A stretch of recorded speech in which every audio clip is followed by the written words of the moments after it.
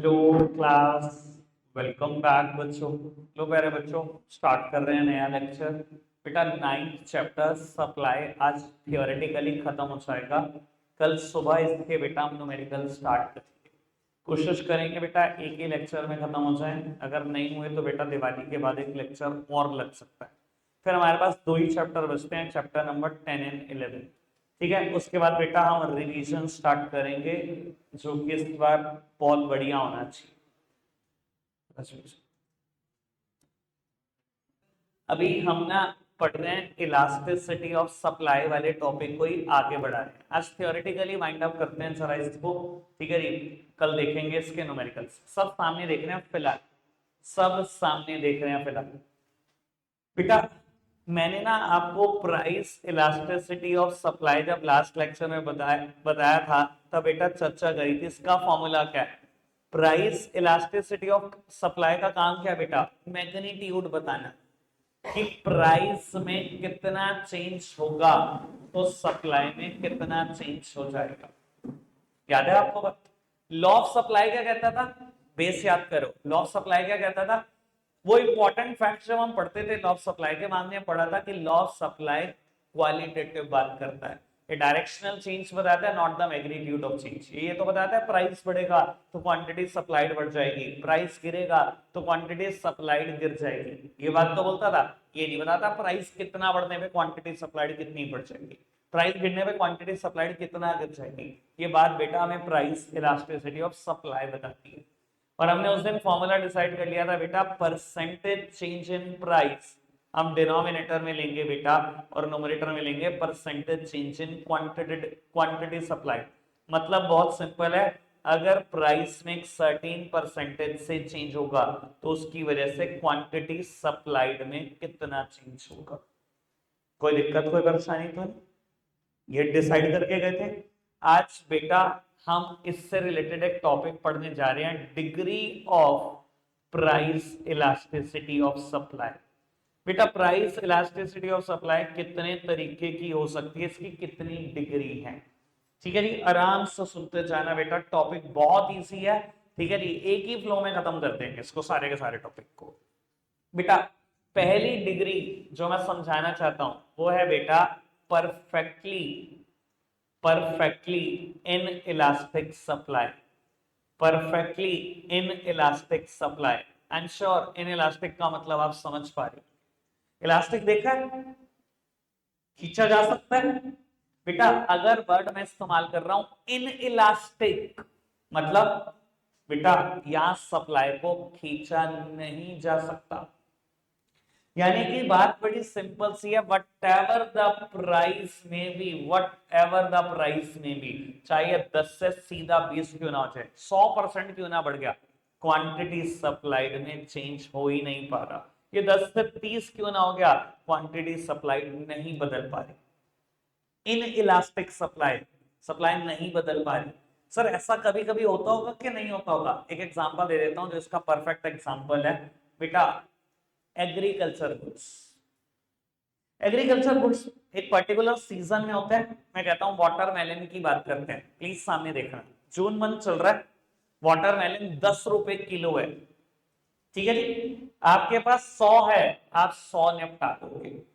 ठीक है जी, मैं कहता हूं आपने 100 के 100 बचा के रख लिए, सितंबर में प्राइस 20 रुपए किलो हो गया क्योंकि ऑफ सीजन की तरफ भाग रहे। बेटा 100 है तब भी 100 ही दे सकते हो ना। यहाँ क्या प्राइस बढ़ने पे क्वांटिटी सप्लाइड बढ़ा सकते हो? वाटरमेलन की फसल हो सकती है सितंबर में, हो सकती है। दिसंबर आ गया, प्राइस 30 आ गया, क्या सप्लाई बढ़ा सकते हो? 100 है तो 100 ही बेच सकते हो, वाटरमेलन की फसल हो जाएगी दिसंबर में। बेटा agriculture product perfectly elastic supply का बहुत बढ़िया एग्जांपल होते हैं, क्योंकि जो मर्जी प्राइस हो जाए बेटा, अगर फसल ने एक पर्टिकुलर सीजन में होना, उसको एक पर्टिकुलर वेदर चाहिए, दोबारा वो वेदर नहीं आएगा साल भर में। तो यानी कि बेटा अगर कुछ चीजें लिमिटेड क्वांटिटी में हैं, जो मर्जी प्राइस हो जाए, वो लिमिटेड क्वांटिटी तो सप्लाई कर लोगे, सप्लाई बढ़ा कैसे दोगे? आइडिया तो दो मुझे। नहीं बढ़ाई जा सकती ना सप्लाई। ठीक है जी, जितना मर्जी प्राइस हो जाए, लाओगे कहां से वाटरमेलन? उस टाइम पे प्रोड्यूस कैसे कर दोगे? तुरंत प्रोड्यूस हो जाएगा क्या? क्लियर है बात? तो बेटा डायग्राम कैसा बनेगा, एक बात और करनी है, यानी कि जब भी बेटा हम कोई भी डिग्री लिखेंगे सबसे पहले उसका मीनिंग, देन बेटा उसका शेड्यूल, देन डायग्राम, देन बेटा कैलकुलेट भी करेंगे इलास्टिसिटी ऑफ सप्लाई कितना आएगा।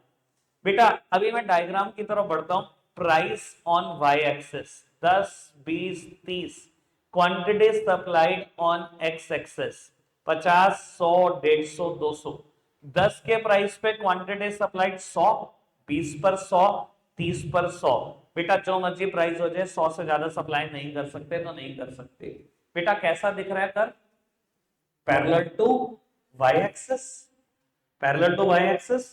बेटा ES कितना आएगा, इलास्टिसिटी ऑफ सप्लाई कितना आएगा इन सच अ केस, फॉर्मूला ये रहा, percentage change in quantity supplied upon percentage change in price. क्या क्वांटिटी सप्लाइड में 1% भी चेंज हो रहा है, 100 से 100 पर रह रहे हो, कोई चेंज हो रहा है, जीरो है, नोमिनेटर में जीरो, डिनोमिनेटर जो मर्जी होता रहे, इट इज जीरो। यानी कि यहां पर ES की वैल्यू क्या होगी, हमेशा जीरो। चारों बातें समझ में आई, मीनिंग समझ में? परफेक्टली इलास्टिक सप्लाई का क्या मतलब है, इन इलास्टिक सप्लाई सप्लाई बदली नहीं जा सकती, वट एवर द प्राइस में भी, जो मर्जी करके देख लो, प्राइस नहीं बदली जा सकती, मतलब नहीं बदली जा सकती। मैंने प्राइस बढ़ाकर देख लिया, क्वांटिटी सप्लाई नहीं बदली जा सकती। कर्व बना parallel to Y axis, ES किसके बराबर आया बेटा, जीरो के। अभी तक कोई दिक्कत कोई परेशानी समझ में आई पहली डिग्री, पक्का से आगे बढ़े। बेटा दूसरी डिग्री, परफेक्टली इलास्टिक सप्लाई। बेटा नाम है परफेक्टली इलास्टिक सप्लाई। कहता है अगर आपने प्राइस में स्लाइड सा भी चेंज कर दिया, 1-2 पैसे का भी चेंज कर दिया, सप्लाई बहुत भाग जाएगी, बहुत भाग जाएगी। परफेक्टली इलास्टिक है, पूरी इलास्टिक जैसी, इतना सा प्राइस में चेंज हुआ नहीं कि सप्लाई में बहुत बड़ा चेंज हो जाएगा। समझ में आ रही है बात? इलास्टिक का मतलब क्लियर हो रहा है बेटा? क्या इसका कोई एग्जाम्पल मौजूद है? पूरी दुनिया में कोई एग्जाम्पल नहीं है बेटा, थ्योरेटिकल टर्म। बेटा प्राइस 10 था, क्वांटिटी सप्लाइड 100 थी, प्राइस 10 ही रहा या 10 रुपए 1 पैसे हो गया, क्वांटिटी सप्लाइड बढ़ गई, प्राइस 10 ही रहा, क्वांटिटी सप्लाइड भागती रही, बिल्कुल इलास्टिक है। या तो प्राइस में चेंज ही नहीं हुआ या बड़ा स्लाइड सा चेंज हुआ, 1-2 पैसे का चेंज हुआ, ये भागती जा रही है, नहीं रुक रही बेटा। दुनिया में कोई एग्जांपल नहीं है इस चीज का, ठीक है जी, सिर्फ थ्योरेटिकल टर्म। बेटा डायग्राम कैसा बनेगा और ES किसके बराबर होगा ये देख लेंगे। प्राइस 5 10 15 20, ये 50 100 150 200 250 300। प्राइस 10 है, ये 100 है, प्राइस 10 ही है, ये 200 क्या, प्राइस 10 ही है, ये 300 क्या। कर्व कैसा बनेगा, parallel to X axis. ES किसके बराबर होगा, क्या फॉर्मूला है इसका, percentage change in quantity supply due to percentage change in price. बेटा प्राइस में कितना चेंज हो रहा है, जीरो, और मैं कहता हूं पर जो मर्जी हो, something upon zero is infinite. कोई दिक्कत कोई परेशानी तो नहीं, दोनों बातें समझ में, perfectly inelastic supply, perfectly elastic supply. Third one, highly elastic supply, highly elastic supply. ये तो समझ में आ रहा होगा बेटा, अगर डिमांड चैप्टर किसी ने अच्छे से कर लिया तो सप्लाई करने में तो 10 मिनट भी ना लगे, 10 तो मिनट भी नहीं लगे, सारे टॉपिक एक के बाद एक से एक के बाद एक। बेटा नाम है हाईली इलास्टिक सप्लाई। बेटा हाईली इलास्टिक का क्या मतलब है, percentage change in quantity supplied ज्यादा है बेटा परसेंटेज चेंज इन प्राइस। कहने का मतलब बेटा अगर मैंने प्राइस को चेंज किया, या मैंने प्राइस को 50% से बदला, पहले 10 था 15 हो गया, 50% से बदला प्राइस, बेटा क्वांटिटी सप्लाई ज्यादा ही बदलेगी। क्वांटिटी सप्लाई 100 थी, ये 200 गई, ये कितने परसेंट से बदली है, 100% से बदली। जब भी percentage change in quantity supply percentage change in price से ज्यादा होगा, हमेशा ध्यान रख लेना बेटा, इसे ही बोलेंगे हाईली इलास्टिक सप्लाई। ठीक है जी, ज्यादा इलास्टिक है, प्राइस थोड़ा सा बदलता है, सप्लाई ज्यादा बदलती है, हाईली इलास्टिक। नाम से समझो, हाईली इलास्टिक सप्लाई। थोड़ा सा प्राइस बदल दो, ये बहुत ज्यादा बदलेगी। ठीक है जी। कर्व देखने में कैसा होगा बेटा? 5, 10, 15 बहुत है मेरे लिए। 50, 100, 150, 200। प्राइस 10 है तो क्वांटिटी सप्लाइड 100 है। प्राइस 15 हो गया तो ये 200 हो गया। बेटा ज्यादातर ऐसा ही देखा जाता है कि ये कर्व वाई एक्सिस पे इंटरसेप्ट करता है। इससे बोलते हैं हाईली इलास्टिक सप्लाई। ईएस की वैल्यू क्या होगी? ईएस क्या है? Percentage change in quantity supply which is 100% upon percentage change in price which is 50%। यहाँ मेरे एग्जांपल में ईएस 2 है, वैसे बता देता हूं हमेशा ईएस ग्रेटर देन 1 होगा जब भी हाईली इलास्टिक सप्लाई होगी। क्यों होगा ईएस ग्रेटर देन 1? बेटा न्यूमरेटर में है क्या? Percentage change in supply. Supply ज्यादा परसेंट से चेंज हो रहा है upon percentage change in price, ये कम परसेंट से चेंज हो रहा है। अगर ये ज्यादा परसेंट से चेंज है और ये कम परसेंट से चेंज है, एक से ज्यादा ही तो आएगा ईएस, 1 से ग्रेटर ही तो आएगा। इतनी तो मैथ्स जानते होंगे, कोई दिक्कत तो नहीं। आगे बढ़ बेटा। उसके बाद फोर्थ नंबर पे आता है लेस इलास्टिक सप्लाई। नाम से समझो, लेस इलास्टिक सप्लाई। सप्लाई ज्यादा इलास्टिक नहीं है। कहता है प्राइस अगर बढ़ा भी दिया हमने 50% से, लेकिन क्वांटिटी सप्लाइड कभी 50% से नहीं बदलेगी। कि ये कितने परसेंट से बदली? ये 20% से बदली, ये 50% से बढ़ा दिया। लेस इलास्टिक सप्लाई, कुछ खास इलास्टिक नहीं है सप्लाई, थोड़ी सी इलास्टिक है। प्राइस को बहुत खींचोगे तो सप्लाई थोड़ी सी खींचेगी, लेस इलास्टिक। ये कब होगा? When percentage change in quantity supplied is less than percentage change in supply, sorry price. या प्राइस ज्यादा परसेंट से बदले, क्वांटिटी सप्लाइड कम परसेंट से बदले, उसे लेस इलास्टिक बोलते हैं। कैसा होगा कर्व बेटा? 5, 10, 15, 50, 100, 150। बेटा 10 के प्राइस पर 100, 15 के प्राइस पर 120। ज्यादातर देखा गया बेटा ये इंटरसेप्ट करता है एक्स एक्सेस पर, ये इंटरसेप्ट करता है एक्स एक्सेस पर। ठीक है जी।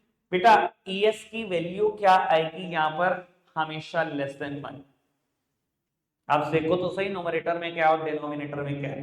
क्या है नोमरेटर में? Percentage change in quantity supply. Denominator में percentage change in price. Numerator 20% से बदल रहा है और बेटा प्राइस 50% से। ऑब्वियसली हमेशा अगर ये कम परसेंट से बदल रहा है और ये ज्यादा से, आंसर लेस देन 1 ही होगा। ठीक है जी। और बेटा उसके बाद आती है unitary elastic supply. Unitary elastic supply. बेटा ऐसी सप्लाई प्राइस के बिल्कुल बराबर बदलती है। प्राइस 10 से 15 हो गया, ये 100 से 150 हो गया, दोनों में 50% का चेंज। जब भी percentage change in quantity supplied बराबर होगा परसेंटेज चेंज इन प्राइस के, हमेशा ध्यान रखना ये यूनिटरी इलास्टिक सप्लाई। जब भी बेटा है दोनों की परसेंटेज बराबर होगी। और देखा गया है ये कर्व कैसा होता है? ओरिजिन से स्टार्ट होता है, स्ट्रेट लाइन होती है, कोई दिक्कत कोई परेशानी तो नहीं। और यहाँ ईएस की वैल्यू क्या होगी? Always equal to 1। न्यूमरेटर की परसेंटेज और डिनोमिनेटर की परसेंटेज दोनों की बराबर है, हमेशा आंसर 1 होगा। कोई दिक्कत कोई परेशानी तो नहीं? पांचों डिग्री समझ में आई आपको? मेरी तरफ देखना जी प्लीज। बेटा अभी हमने सबसे पहली डिग्री पढ़ी परफेक्टली इनइलास्टिक सप्लाई। मतलब सप्लाई बिल्कुल भी नहीं हिल रही है, बिल्कुल भी चेंज नहीं हो रही। यहां कोई सप्लाइड हो रही थी 100 यूनिट, जो मर्जी प्राइस करते रहिए 100 ही रहेगी। ठीक है जी। सप्लाई में कोई चेंज नहीं हो रहा, आप प्राइस में चेंज करे जा रहे हो। ईएस यहां पर किसके इक्विवेलेंट होता है? हमेशा 0 के। ठीक है जी। मैं समरी कर रहा हूं। उसके बाद हमने पढ़ी परफेक्टली इलास्टिक। प्राइस चेंज नहीं हो रहा है, सप्लाई खुद ब खुद भागी जा रही है, ये पैरेलल टू एक्स एक्सिस होता है। यहाँ ईएस किसके इक्विवेलेंट होता है? इनफिनाइट के। फिर अभी हमने पढ़ी बिल्कुल लास्ट में unitary elastic, ES equals to 1। फिर उससे पहले हमने पढ़ी थी हाईली इलास्टिक, वाई एक्सिस से शुरू होती है, ES ग्रेटर देन 1 होता है। फिर हमने पढ़ी थी less elastic, ES less than 1 होता है, एक्स एक्सिस से शुरू होती है। कुछ ये 5 डिग्रियां हैं, एक डायग्राम में प्लॉट करती है, ठीक है। So simple, very very simple. आगे बढ़ जाए बाबू। 5 डिग्रियां बहुत ही इजी, बस ध्यान रखना न्यूमेरिकल में इनकी बड़ी रेलेवेंस है। जब भी हम इलास्टिसिटी ऑफ सप्लाई कैलकुलेट करेंगे कल से बेटा, जो भी इन 5 में से आंसर आएगा आपसे क्वेश्चन जरूर पूछता है, डिग्री जरूर बता दो। मान लो मैंने कोई क्वेश्चन करा और उसमें ES का आंसर 1 हुआ तो मैं बोलूंगा यूनिटरी इलास्टिक है सप्लाई। कहीं पर बेटा ES 0 हुआ तो मैं बोलूंगा परफेक्टली इलास्टिक है। ES इनफिनाइट हुआ तो मैं बोलूंगा परफेक्टली इलास्टिक है। ES ग्रेटर देन 1 हुआ तो बोलूंगा हाईली इलास्टिक है। ये सब लिखना पड़ेगा न्यूमेरिकल में, और तो कुछ है ही नहीं बात। अभी तक कोई दिक्कत, कोई परेशानी? 500 डिग्री क्लियर, आगे बढ़े। लो उत्तर, आगे बढ़ते हैं। अब जो टॉपिक है इससे रिलेटेड है, एक ही मिनट का टॉपिक है, ठीक है। ये लिखी हुई है पांचों काइंड्स की सप्लाई, वैसे मैंने डिग्री बोलते हैं, काइंड से ज्यादा अच्छा वर्ड वही है। 500 डिग्री लिखी हुई है मैंने, उसके बाद एक टॉपिक है बेटा, 1 मिनट का, प्लीज सामने ही देखना, यहीं से वाइंड अप करेंगे इसको। टॉपिक का नाम है time period and supply. Time period कैसे सप्लाई को इफेक्ट करता है, बेसिक बात है। इसने बोला मार्केट पीरियड है, मार्केट पीरियड मतलब very short period, very short period. अच्छा क्या बताओ, बहुत ही शॉर्ट पीरियड है, सप्लाई बढ़ा सकते हो, बहुत ही शॉर्ट पीरियड। कहने का मतलब है, मैं बोलता हूं आपकी दुकान पे रखे हुए हैं 100 लोअर, आपने 100 प्रोड्यूस करा के रखे लोअर, ठीक है जी। डिमांड आई 200 की, वो कह रहा मैं 1 घंटा यही हूं, 100 और बनवा दो। इतना शॉर्ट पीरियड है, बढ़ जाएगी सप्लाई। सर शॉर्ट पीरियड में सप्लाई बढ़ा सकते हो, मैं एग्जांपल दे रहा हूं आपको, 1 घंटे में 100 लोअर और बना दो, बन जाएंगे। 100 थर्मल और बना दो, अभी बना दो इनर 100 और बन जाएंगे। नहीं बदल सकते, ये मानते हो शॉर्ट पीरियड में सप्लाई नहीं बदल सकती, सप्लाई नहीं बदल सकती, इसी को तो इनइलास्टिक सप्लाई बोलते हैं। इनइलास्टिक सप्लाई का कर्व कैसा होता है, पैरेलल टू वाई एक्सिस। ये देखो ये बन गया बेटा पैरेलल टू वाई एक्सिस, कुछ और नहीं, इनइलास्टिक सप्लाई का ही डायग्राम है। क्लियर है बात, समझ आई बात अच्छे से? आगे बढ़ जाए, दोबारा रिपीट करना है तो बताओ, ये वाली बात क्लियर हुई है? आगे बढ़ते हैं बेटा। कहता है शॉर्ट पीरियड है, वेरी शॉर्ट तो क्या, 1 घंटा ही दिया था उस आदमी ने, उसने कहा जी 2 दिन और ले लो, सप्लाई कर दो कुछ और। क्या सप्लाई बढ़ाई जा सकती है? थोड़ी तो बढ़ाई जा सकती है। देखो शॉर्ट पीरियड में, अगर आपने मुझसे प्रोडक्शन चैप्टर पढ़ाया, रेवेन्यू पढ़ाया, प्रोड्यूसर इक्विलिब्रियम पढ़ाया, तो आपको ये बात बड़ी पता ही होगी बेटा, शॉर्ट पीरियड में वेरिएबल फैक्टर ऑफ प्रोडक्शन तो बढ़ा ही सकता हूं, वेरिएबल फैक्टर तो बदले जा सकते हैं, ठीक है। मशीनरी नहीं खरीद सकता 2 दिन के अंदर अंदर, कई लाखों की है, ठीक है। बिल्डिंग नहीं बना सकता 2 दिन के अंदर अंदर, कई लाखों करोड़ों की है। लेबर तो बदल ही सकता हूं, वेरिएबल फैक्टर तो बदले जा सकते हैं, तो थोड़ी सी तो सप्लाई बदल ही दूंगा। नहीं कर पाऊंगा 150 तो और कर ही दूंगा। थोड़ा सा बदल सकता हूँ या नहीं बदल सकता, शॉर्ट पीरियड में सप्लाई को थोड़ा सा बदल सकता हूँ। लेस इलास्टिक सप्लाई, जब थोड़ी सी सप्लाई बदली जा सकती है। लेस इलास्टिक कहां इंटरसेप्ट करती है, एक्स एक्सिस पर, ये रहा बेटा लेस इलास्टिक का डायग्राम। और फिर आता है लॉन्ग पीरियड, मैंने शॉर्ट पीरियड और लॉन्ग पीरियड का डायग्राम दोनों साथ साथ रखी बेटा। और फिर आता है लॉन्ग पीरियड, बेटा लॉन्ग पीरियड में सब कुछ बदला जा सकता है, इधर वेरिएबल फैक्टर और फिक्स फैक्टर। अगर वो कह रहा साल है आपके पास, 2 साल है आपके पास, 5 साल है, इतने थर्मल सप्लाई कर दो, फिर तो मैं सब कुछ ही बदल दूंगा। अगर मैं सब कुछ बदल सकता हूं तो बेटा हाईली इलास्टिक सप्लाई है, हाईली इलास्टिक सप्लाई है, कर्व कैसा होगा बेटा, हाईली इलास्टिक की तरह इंटरसेप्ट करेगा वाई एक्सिस पर। यानी कि अगर आपने 500 डिग्री ढंग से बढ़ी तो उसके बाद ये टॉपिक करना कितनी सी देर का काम है, सेकंड्स का काम। क्लियर है बात? एक बार फटाफट से ये बात मेरे को रिपीट करा दो बेटा। सबसे पहले हमने डिसाइड करा वेरी शॉर्ट पीरियड है, वेरी शॉर्ट पीरियड में बेटा सप्लाई नहीं बदली जा सकती। मैंने भी एग्जांपल दिया, आपकी दुकान पे ग्राहक खड़ा है, 100 थर्मल आपने रेडी कराए हुए और वो कह रहे जी 200 दे दो जी, अभी दे दो, मैं 1 घंटा यही हूँ मार्केट में घूम लेता हूँ। दे दोगे? सप्लाई बदली जा सकती है इतनी जल्दी?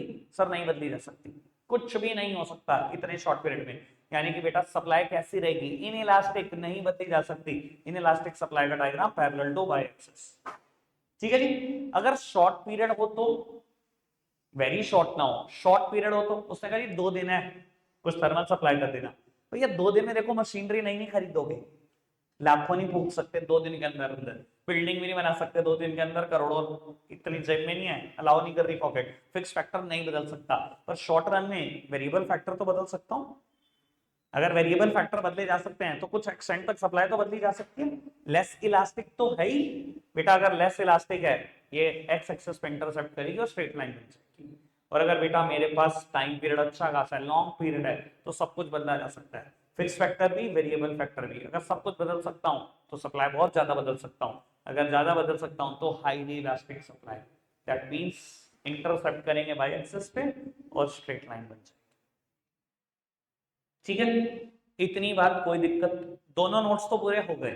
ठीक है जी, पिछला मेरा एक पेज बकाया है, वो बेटा मैं आज बकाया छोड़ूंगा नहीं, निपटा के इसको खत्म करो, पैक करो। ठीक है जी, मैंने पहले कहा थ्योरेटिकली तो पैक करना ही करना है, आज एक पेज है और 2 मिनट। बेटा ये थे 2 topic, exceptions to law of supply और reasons for law of supply. ठीक है जी, दोनों पढ़ते हैं, 5 मिनट का भी मुद्दा है बेटा ये तो। Exceptions to law of supply, पहले मेरे को यही बता दो लॉ ऑफ सप्लाई कहते हैं क्या। बेटा लॉ ऑफ सप्लाई कहता है प्राइस बढ़ेगा तो क्वांटिटी सप्लाइड भी बढ़ेगी, और प्राइस गिरेगा तो क्वांटिटी सप्लाइड पक्का गिरेगी, ये बोलता है लॉ ऑफ सप्लाई। लेकिन बेटा इसके कुछ एक्सेप्शन है, कई जगह पे लॉ ऑफ सप्लाई काम नहीं करता, वो कौन सी जगह है वो हमें देखनी है। ठीक है जी बाबू, किन जगहों पे काम नहीं करता, सबसे पहली हेडिंग फ्यूचर एक्सपेक्टेशन, इधर देखना चाहिए। मैं कहता हूं आप कोई प्रोडक्ट बेचते हो 100 से ना 120 का हो गया वो, लेकिन अभी भी फ्यूचर एक्सपेक्टेशन ऐसी है कि ये 150 तक जा सकता है, कि 150 तक जा सकता है। अच्छा ऐसे केसेस में अगर प्राइस बढ़ भी चुका है, 100 से 120 भी हो चुका है, अगर आपकी एक्सपेक्टेशन है 150 तक जाएगा, कभी सप्लाई करोगे, बढ़ाओगे प्राइस के बढ़ने पे सप्लाई? दिख रहा है लॉ ऑफ सप्लाई फेल होता हुआ, प्राइस बढ़ भी गया पर बेटा आपने सप्लाई नहीं बढ़ाई, क्योंकि अभी एक्सपेक्टेशन है ना प्राइस के और बढ़ने की, एंड वाइसा वर्सा। मैं कहूं बेटा प्राइस 100 से 80 पर आ गया, प्राइस गिर गया, लेकिन आपकी एक्सपेक्टेशन है 50 आ सकता है, तो आप क्या करोगे, सब उड़ाना चाहोगे, पूरी दुकान खाली करना चाहोगे, प्राइस गिर रहा तब भी सप्लाई बढ़ा रहे, लॉ ऑफ सप्लाई बिल्कुल फेल। पहली एक्सेप्शन क्लियर, क्लियर है बात, आगे बढ़ सकते हैं बेटा। Second heading is agriculture goods, समझदार को इशारा काफी, अभी मैंने बताया था एग्रीकल्चर गुड्स का एग्जांपल सेम। बाबू वाटरमेलन 10 रुपए किलो है, आपकी दुकान पे 100 है, ठीक है जी बेटा। 3 महीने के बाद प्राइस 20 रुपए किलो हो गया, ज्यादा से ज्यादा क्या कर लोगे, 100 बेच दोगे बेटा। प्राइस 3 महीने बाद 30 हो गया, कितना बेच लोगे, क्या बेटा ऐसी एग्रीकल्चर गुड्स की सप्लाई बढ़ाई सकती है, बढ़ाई जा सकती है, बट आधा प्राइस में भी। बेटा एग्रीकल्चर गुड्स को होने के लिए एक पर्टिकुलर सीजन की जरूरत है, एक पर्टिकुलर वेदर की जरूरत है। अगर ये दिसंबर में प्राइस वाटरमेलन का भाग रहा है तो ये नहीं कह सकता मैं दिसंबर में भी वाटरमेलन प्रोड्यूस करके बेच देता हूं, अभी सप्लाई बढ़ा देता हूं। जो मर्जी प्राइस हो जाए आप नहीं बढ़ा सकते उसकी सप्लाई, क्योंकि उसको एक पर्टिकुलर वेदर की जरूरत है, एक पर्टिकुलर क्लाइमेट की जरूरत है, सप्लाई नहीं बढ़ सकती। वीट की सप्लाई किसी भी सीजन में हो सकती है, अगर वो गर्मियों में होता तो गर्मियों में ही होगा,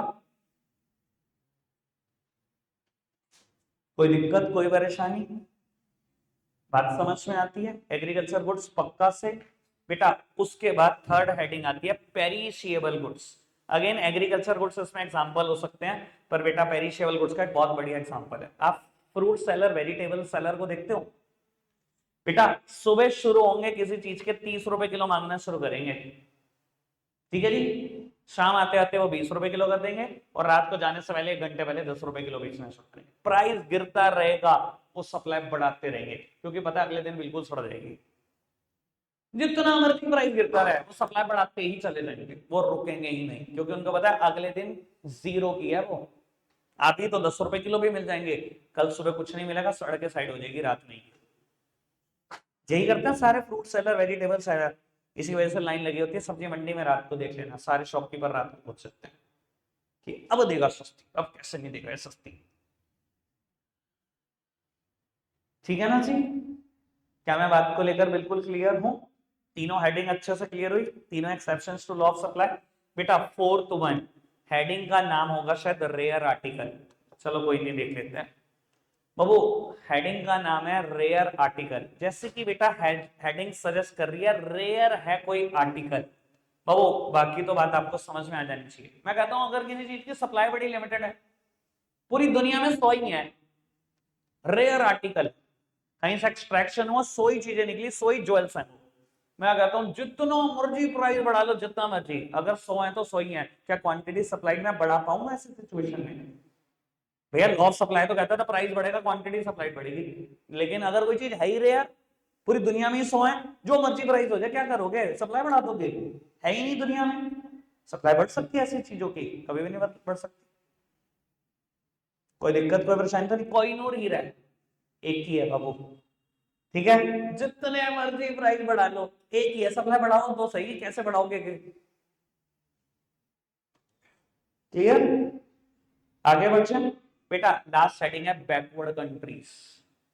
बाबू एग्जांपल किसी का भी ले सकते हो, अभी तो खैर हमारा पड़ोसी देश भी बड़ा बैकवर्ड ही हो चुका है बाबू। अगर कोई, वरना अफ्रीका का तो एग्जांपल सबको पता ही होगा, बहुत भुखमरी है वहां पर, बहुत भुखमरी, बहुत लोगों के पास तंगी है, पैसा नहीं है बेटा। अगर कोई बैकवर्ड कंट्री है, वहां किसी गुड्स के प्राइस भागते चले जा रहे हैं, क्या बेटा आप सप्लाई बढ़ा सकते हो? नहीं, रिसोर्सेज नहीं है, मशीनरी खरीदने के भी पैसे नहीं है, वो सप्लाई बढ़ा ही नहीं सकते, उनकी सप्लाई जितनी है वो उतनी ही बनी रहेगी। भुखमरी है, नहीं है उनके पास रिसोर्सेस मशीन खरीदने के लिए, वो नहीं प्रोडक्शन बढ़ा सकते किसी भी हाल में। कोई दिक्कत कोई परेशानी? 5 एक्सेप्शन थे, मैंने 5 क्लियर कर दिए। अगर आप कोई हेडिंग मुझसे रिपीट कराना चाहते हैं, सिर्फ मन में सोच के, पढ़ने का मैं टाइम नहीं दे रहा, आप कहते हो कि ये दोबारा बता दो तो मैं दोबारा बता देता हूँ। 5 हेडिंग है बेटा, जो आप कहोगे वो दोबारा हो जाएगी। Agriculture goods, perishable good, rare article, backward country और फ्यूचर एक्सपेक्टेशन। जो मर्जी, कोई भी बच्चा कुछ भी पूछना चाहता कुछ, बताओ जी क्या रिपीट किया जाए आपके लिए? सबको सब समझ में आ गया? ठीक है, 100 में 100 आ गए बस, अभी आएंगे, ठीक है। सब टॉपर मेरे पास, शर्म आ रही थी ने हवेली के नंबर देखते हुए अपने, अभी ये सब टॉपर बन गए अचानक से। चलो बाबू, reasons for law of supply, बात करते हैं बेटा कारणों की, ठीक है जी, कि लॉ ऑफ सप्लाई के पीछे कारण क्या है। देखो ये तो सबको दिखता है बेटा कि प्राइस बढ़ रहा है, सप्लाई बढ़ जाती है, प्राइस बढ़ता है, सबको दिखता है, सप्लाई बढ़ जाती है। आपको पता लगता है कि इसके पीछे क्या कारण है? बेटा इसके पीछे 3 कारण चल रहे होते हैं, वो कारण समझ लो, सब कुछ क्लियर है। लॉ ऑफ सप्लाई कहता है प्राइस बढ़ेगा सप्लाई बढ़ेगी, प्राइस गिरेगा सप्लाई गिरेगी। इसके पीछे बेटा 3 कारण है।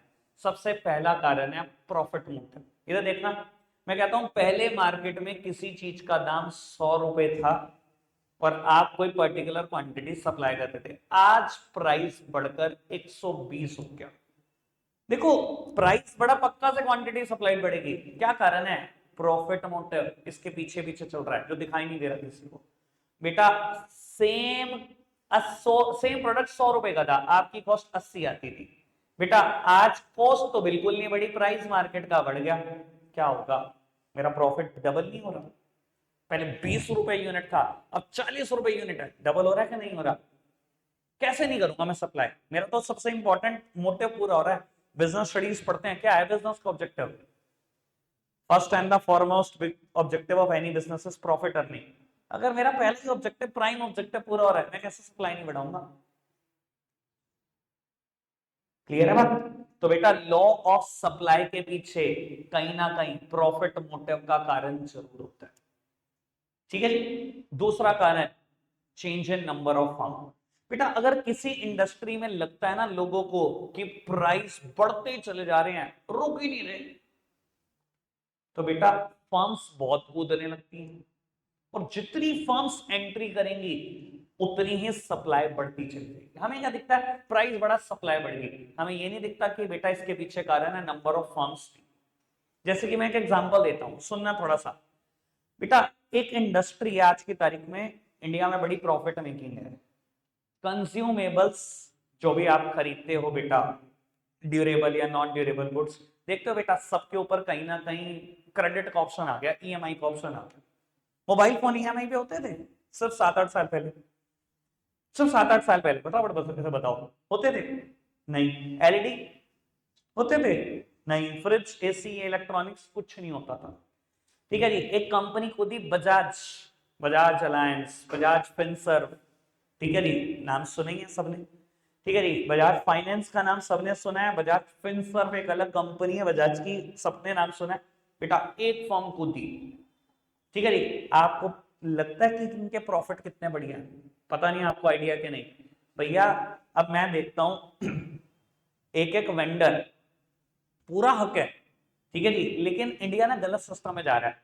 हमारा कभी ये सिस्टम नहीं था spending, even spending by through borrowing, हम कभी ऐसे नहीं खर्च करते थे। ये ना हमने ब्रिटिश कल्चर ही सीख लिया है। हमारा कल्चर पता क्या था? सेव करो। हमारे मम्मी पापा, मेरे मम्मी पापा आज भी बोलते हैं कि उनके मम्मी पापा उनको ये बोलते थे, अगर 100 पैसे कमा रहे हो 50 खर्चो 50 जोड़ो, ऐसा बोलते थे। ठीक है ना जी। हमारी जनरेशन ने थोड़ा गलत सीख लिया, हमें फिर भी ये लगता है कि चलो 75 खर्च दो 25 जोड़ दो, हमारे बच्चे भी नहीं छोड़ेंगे। लेकिन मैं देख रहा हूं जनरेशन इतनी तेजी से आगे भागी, हमने खर्चना शुरू कर दिया, चाहे खर्चने के लिए बोरोइंग करनी पड़े। वेंडर्स हैं छोटे छोटे, रेडियां लगा रहे हैं, नमस्कार में इतनी रेडियां लग रखी हैं। फोन, अच्छा 1,000 डाउन पेमेंट, ईएमआई बन जाएगी, चलो जी ले लो। 15,000 का फोन टेक्निकली उनको 17,500 का पड़ता है या 18,000 का पड़ता है। 15,000 पे 3,000 की ब्याज, 20% की ब्याज, और 1 साल की किस्तें। 1 साल में कंपनी 20% कमाएगी, छोटा मार्जिन है। कितने फोन फाइनेंस होते हैं डेली बेसिस में इंडिया में, आइडिया आपको? बजाज, बजाज फाइनेंस सबसे बड़ी कंपनी, फिनसर दूसरी कूद गई। अब मैं देख रहा हूं ऐसी ऐसी कंपनियों के नाम जिसके हमने कभी सुने थे। टीवीएस कंपनी टायर बाइक बनाती थी, टीवीएस क्रेडिट, हर दुकान पे देख लेना टीवीएस क्रेडिट का बोर्ड लगा हुआ है हर दुकान पे। ये क्या हो गया बेटा? जब इतना मार्जिन दिखाई देगा कैसे फर्म्स नहीं कूदेंगी? कैसे नहीं कूदेंगी? हर नई कंपनी कूद रही है इस चीज में। अब बेटा इतनी सारी फर्म्स कूदेंगी, कैसे लोन नहीं बढ़ेगा? कैसे लोन की सप्लाई नहीं बढ़ेगी? आता है वेंडर, बजाज फाइनेंस पे चेक करता है, अच्छा बजाज फाइनेंस मेरे हिसाब से क्रेडिट नहीं दे रहा, उधार नहीं दे रहा, कोई नहीं बजाज फिनसर पे चेक कर दे, ये तो तेरे को लोन दे देगा 15,000 का, वो भी नहीं दे रहा। अच्छा टीवीएस दे रहा, टीवीएस का मेरे से ले लो, टीवीएस से ले लिया। कहीं ना कहीं बेटा बात बड़ी सिंपल सी ये है कि हमें ये दिखता है प्राइस बढ़ गया तो सप्लाई बढ़ गई। कारण क्या चल रहा होता है पीछे? एक तो प्रॉफिट मोटिव, प्राइस बढ़ने पे कहीं ना कहीं बेटा लोगों का प्रॉफिट बढ़ जाता है। अभी मैंने एग्जांपल दिया 100 से 20 हो गया, प्रॉफिट बढ़ जाता है, इस वजह से लोग सप्लाई करते हैं। दूसरा मैंने एग्जांपल दिया change in number of firm, अगर प्राइस बढ़ेगा बेटा सबको दिखेगा कि यहाँ मार्जिन है, यहाँ मार्जिन है, हर नई कंपनी कूद जाएगी उस चीज में। ठीक है जी sir. What about share market? एक बार थोड़ा सा आइडिया देखना, कितने ब्रोकर हैं? अभी तो खैर आप कुछ भी नहीं जानते, पर आपने 2-4 नाम तो सुने ही होंगे। जीरोधा, अपस्टॉक्स, ग्रो, सुन रखे सबके नाम? पहले होते थे ये? क्या हो रहा है ये? नंबर ऑफ फर्म्स बढ़ती चली है, जहां दिख जाए ना थोड़ा सा कि दाम बढ़ रहा है, सबको लगता है यही प्रॉफिट है, कूद जाओ फटाफट से। ओला नाम था ये ईवी। ओला कौन से टू व्हीलर बनाता था ईवी से पहले? कौन सा टू व्हीलर बनाता था, 4 व्हीलर बनाता था ओला? क्या तेरा नेचर ऑफ बिजनेस था? क्या तूने नेचर ऑफ बिजनेस चूज कर लिया? क्यों? उसे दिख रहा था ना प्राइस बढ़ रहे हैं, अभी खा जाओ मार्केट जितनी खा सकते हो, कूद गया। और अब आप फर्म बताओ मेरे को ईवी में कितनी है? खाली सहारनपुर में 20 ब्रांड है और बहुत छोटा जिला है। दिल्ली चले जाओ 100 से ज्यादा ब्रांड है जो ईवी बना रहे हैं। क्यों? प्राइस बढ़ रहा है, सबको लगता है हम भी कमा लेते हैं, हम क्यों रह जाए? नंबर ऑफ फर्म्स बहुत बढ़ती हैं, और अगर इतनी सारी फर्म बढ़ेंगी कैसे सप्लाई नहीं बढ़ेगी? मुझे लगता है हर दूसरा दिखने वाला व्हीकल ईवी हो गया सड़क पे, हर दूसरा दिखने वाला व्हीकल ईवी होता चल रहा है। समझ में आ रही बात कि प्राइस बढ़ने पर सप्लाई क्यों बढ़ती है? एक कारण है प्रॉफिट, दूसरा कारण है change in number of firm. ठीक है जी। लास्ट बात बेटा, चेंज इन स्टॉक है हेडिंग, 1 मिनट के लिए मेरी तरफ देखना। वो प्राइस बढ़ने पे प्राइस सप्लाई बढ़ती है, प्राइस गिरने पे सप्लाई गिरती है। मैं इससे इस एग्जांपल को क्लियर कर देता हूं। मैं कहता हूं बेटा मार्केट में प्राइस गिर गया है किसी चीज का, मान लो आपकी दुकान पे आप सामान खरीद के आए 40 का, मार्केट में बिका करता था 45 का, सडन फॉल हुआ 38 का रह गया, आपने 40 का खरीदा हुआ है, क्या आप सप्लाई करना चाहोगे गिरे हुए प्राइस पे? आप सप्लाई क्यों गिरा देते हो, क्या कारण है इसके पीछे? क्योंकि बेटा कहीं ना कहीं आपकी एक्सपेक्टेशन कहती है कि कल को प्राइस बढ़ेगा, कभी तो बढ़ेगा, मैं क्यों बेचूं, मैं क्यों बेचता इस प्राइस पे, बढ़ेगा तब बेच दूंगा। तो लॉ ऑफ सप्लाई इन 3 कारणों की वजह से ट्रू है। तीनों कारण समझ में आते हैं, पहला प्रॉफिट, दूसरा change in number of form, तीसरा चेंज इन स्टॉक। बेटा चेंज इन स्टॉक 1 मिनट के लिए पढ़ लो, चलो एक काम करो तीनों पढ़ दो और फिर माइंड अप करो, जिसकी जो प्रॉब्लम आती है पूछ लेते हैं। तो वो सबसे पहले चेंज इन स्टॉक ही पढ़ो, ये 3 लाइन है, फटाफट से पढ़ना।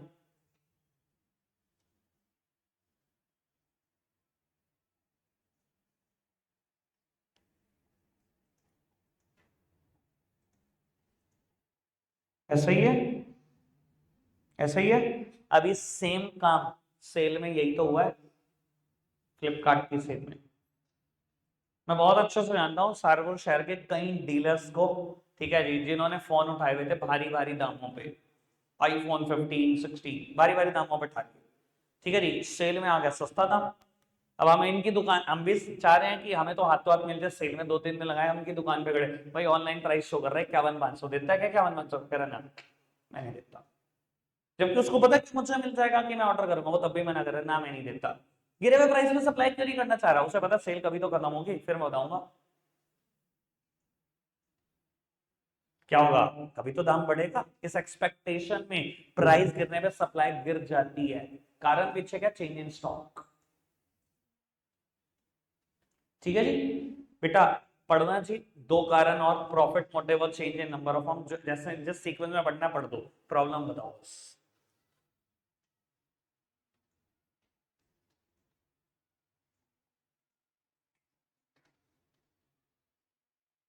हालात बताऊं मैं आपको, अभी सेल के आई आईपैड आया 9th जनरेशन, ठीक है, हालात ये थे, एक दिन 26,000 का था वो, पहली सेल आई, जो मतलब अभी से पहले वाली सेल थी, 10 दिन पहले 15 दिन पहले से, 21,000 का आईपैड था, 21,000 का। मेरा क्लाइंट है, उसने उठा लिया 21,000 में 3-4 पीस, ठीक है जी। मैं उससे 2-3 दिन से लगातार क्वेरी कर रहा था, मैंने कहा मुझे चाहिए आईपैड, तो कह रहा भैया मैं रेट टू रेट दे दूंगा आपको, 21 दे दूंगा, मेरा क्लाइंट है तो मेरे से थोड़ा लिहाज करता था, कह रहा मैं रेट टू रेट दे दूंगा, 21 दे दूंगा। तो मेरी जानकारी में और 2-3 भी लोग हैं, तो मैंने उनको कॉल करी, मैंने कहा ले लो 21,000 में, बेस्ट प्राइस है ये, इससे कुछ मिल सकता है कम? तो उसने मुझे गाइड करा, एक बंदे ने कह रहा अभी मत लियो, आज फिर सेल खुल रही है प्लस मेंबर के लिए, रुक जा। ठीक है रुक जाता हूँ, रात सेल खुली, 12 बजे, मैंने 12 बजे लॉग इन करा फ्लिपकार्ट पे, प्लस मेंबर था, मुझे दिखाया इसने दाम 17,500। मैंने 17,500 में तुरंत बुक कर दिया, बुक तो कर दिया, सुबह उठा मैंने उसे कॉल कराया, मैंने कहा जाऊँ 17,500 में लेने, कह रहा ना भैया मैं नहीं दे पाऊंगा, कह रहा मैंने खुद बाय करा हुआ है 21,000। यार बात बड़ी सिंपल सी है, अगर प्राइस गिर जाएगा, ठीक है जी, सप्लाई गिर जाएगी, ये बात तो समझ में आती है, कारण तो ढूंढो इसके पीछे, कारण क्या है? कारण तो यही है ना कि सबको एक्सपेक्टेशन होती है कि कल तो दाम बढ़ेगा, उसको भी यही एक सेल खत्म होएगी, 40 का मार्केट वैल्यू, फिर 21-22 हजार बचेगा, मैं तब 22 में टिका दूंगा, तब भी 1,000 कमा दूंगा। 26 का 21, 21 का 17,500, मैंने अपनी आंखों से देखा, 3-4 दिन के अंदर अंदर सारा काम हो गया। चलो जी,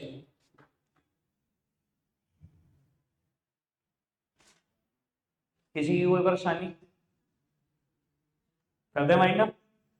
बाबू कल आपका इको का बैच, मतलब तीनों बैचेस सुबह मैंने मैसेज डाल दिया, वैसे 11:10 पे आपका बैच शुरू हो जाएगा इको का, और हम चलाएंगे इस बैच को 11:15 तक।